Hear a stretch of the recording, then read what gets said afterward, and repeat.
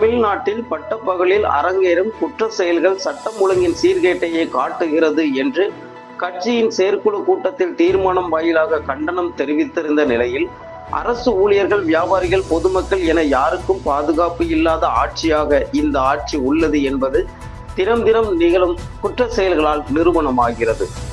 சென்னை கிண்டியில் உள்ள உயர் சிறப்பு அரசு மருத்துவமனையில் புற்றுநோய் மருத்துவர் பாலாஜி கத்தியால் குத்தப்பட்ட சம்பவம் பெரும் அதிர்ச்சியை ஏற்படுத்தியுள்ளது. உயிர் காக்கும் சிகிச்சை அளிக்கும் இதுபோன்ற அரசு உயர் சிறப்பு மருத்துவமனையில் அரசு மருத்துவரின் உயிருக்கே பாதுகாப்பில்லாத நிலை ஏற்பட்டு இருப்பதற்கு தமிழக அரசின் மெத்தன போக்கே காரணம். கத்திக்குத்தில் படுகாயமடைந்த மருத்துவர் பாலாஜி விரைவில் குணமடைய பிரார்த்திக்கிறேன்.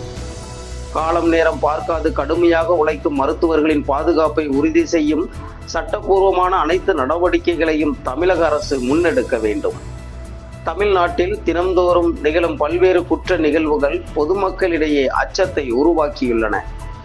சட்டம் ஒழுங்கை பாதுகாக்க வேண்டிய ஆட்சியாளர்கள் இனியாவது விழித்து கொண்டு மக்களை பாதுகாக்கும் அனைத்து நடவடிக்கைகளையும் மேற்கொள்ள வேண்டும் என்று வலியுறுத்துகிறேன் என தமிழகத்தின் வெற்றி கழகத்தின் தலைவர் விஜய் தெரிவித்துள்ளார்.